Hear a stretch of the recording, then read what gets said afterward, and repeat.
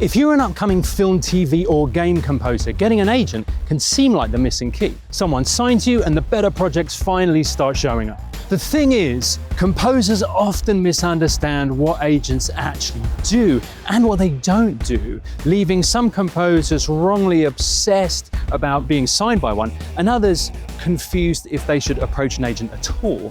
So in this video, I'll show you what composer agents actually do, what they look for, when you need one, and the simple test for whether you're actually ready. And quick note, this is about scoring to picture, film, TV, and games, not sync licensing or songwriting.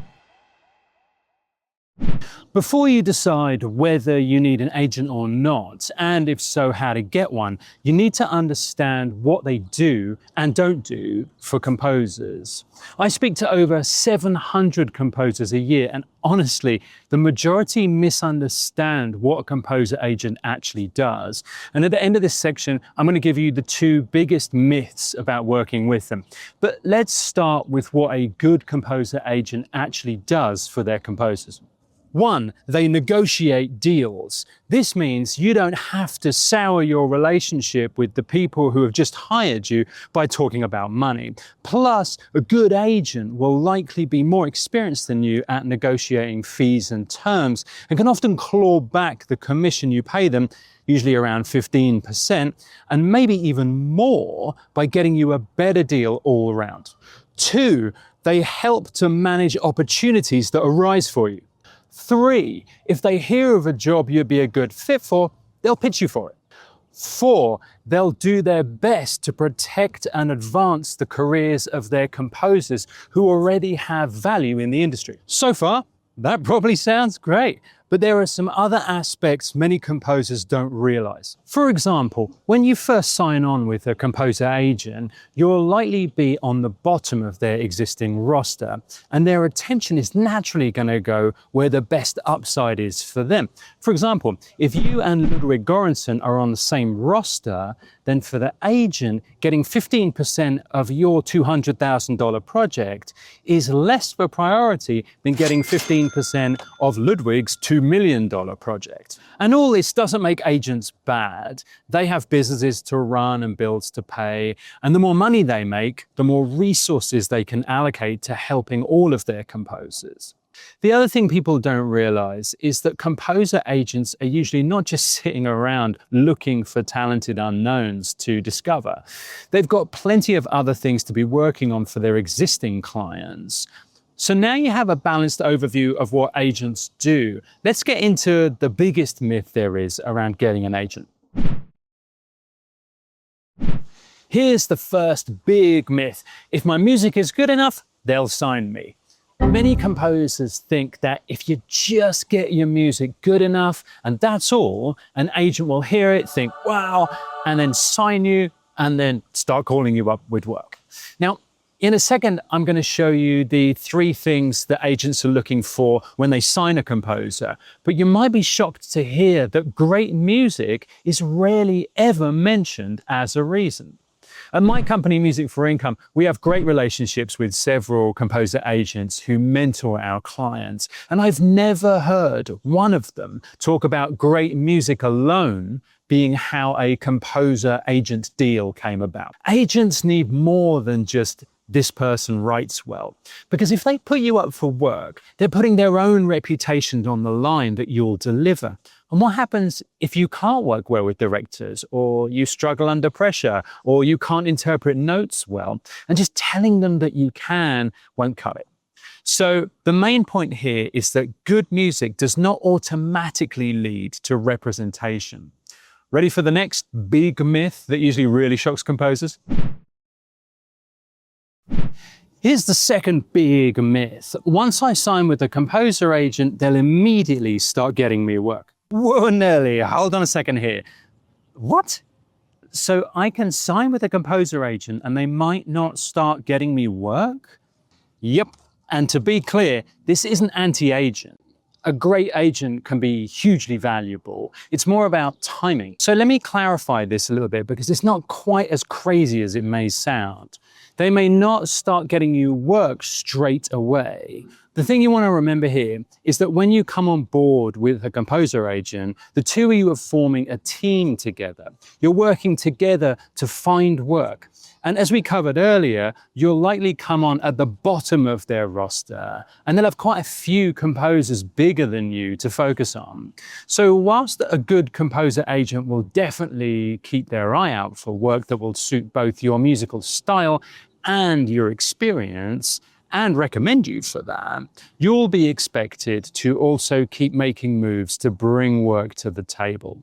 Because agents don't start career momentum, but what they can do well is to amplify momentum. Now, this is where a lot of composers get frustrated because it sounds like a catch-22, right? You want an agent in order to get work, but you need to have work in order to get an agent. So let's make this practical. I want to reveal to you the big three that composer agents are looking for before they sign a composer. If you have all three, you may well be ready to start approaching agents about representation. If it's a little more grey for you, I'll give you a simple test you can do to know how close you are to being ready for an agent right after this. If you just understand these three things, the whole agent question suddenly makes sense. 1, credits. So obviously the bigger the better, but if you have something that's attracting some buzz, that's going to be of interest to an agent. Perhaps you scored a film or game that's winning some awards, or it's getting some great press or other notoriety. Even better, you have more than one project generating a buzz. 2, contacts. And I'm not talking about that friend of a friend of a friend that you have either. If you have great professional relationships with directors, producers, game developers, editors, or showrunners who are bringing you onto projects and their careers are growing, that makes you an attractive proposition for representation. 3, career trajectory. Put another way, is there evidence that things are moving upwards with your career?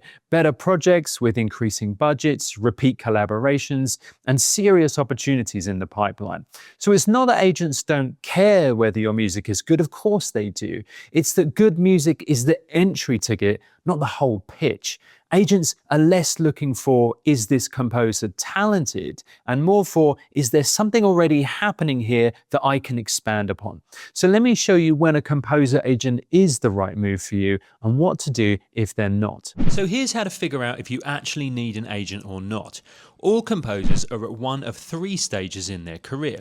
And on the left here, you can see that from bottom to top, we're talking about the type of work you're doing, which is not always equal to how good a composer someone is. So in this bottom section here, there are composers who haven't got any credits yet. They're still sharpening their skills and maybe starting out with some free work. Then jump all the way up to the very top section here. These are the composers who have pretty consistent, notable credits. In here are your A-list composers, but also people regularly scoring high-quality games, films, and TV shows on a regular basis. And there's probably a ton of those guys and girls who you have never heard about.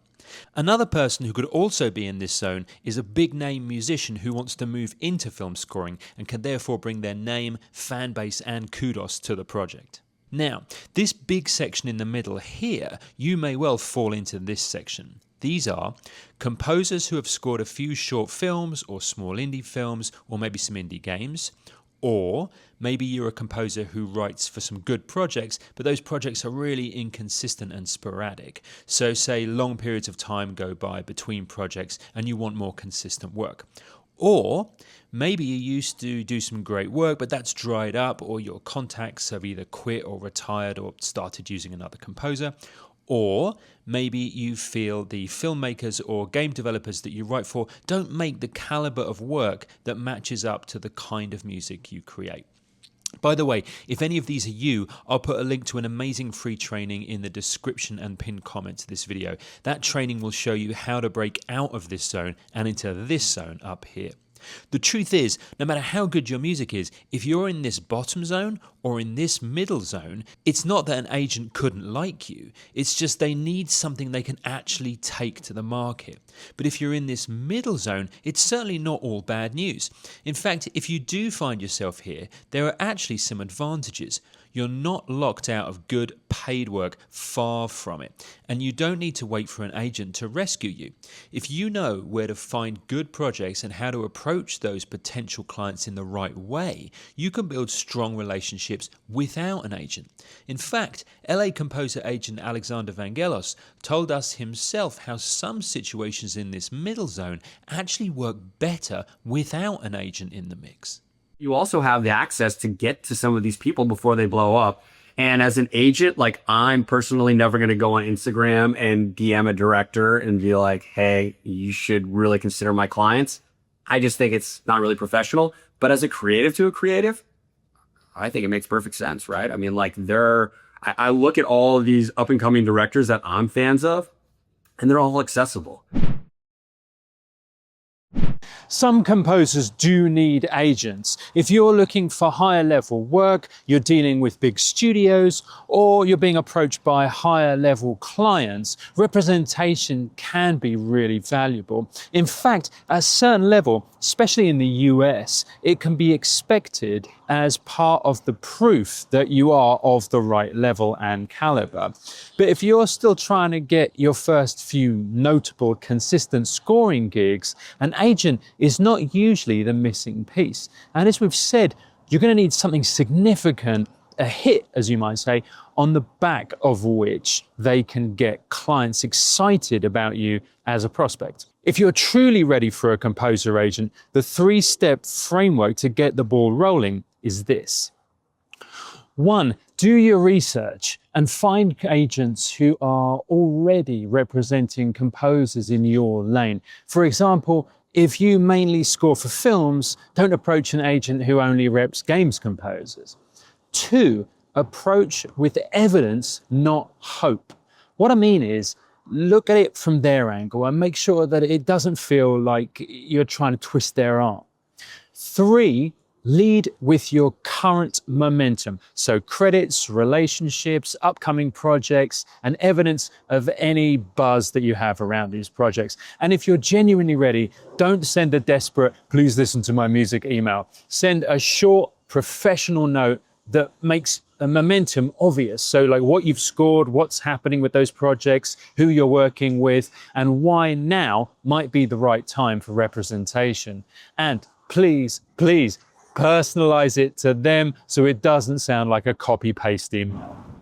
And if you're still trying to get up to that level of work, grab the free training we've put in the description and pinned comment below.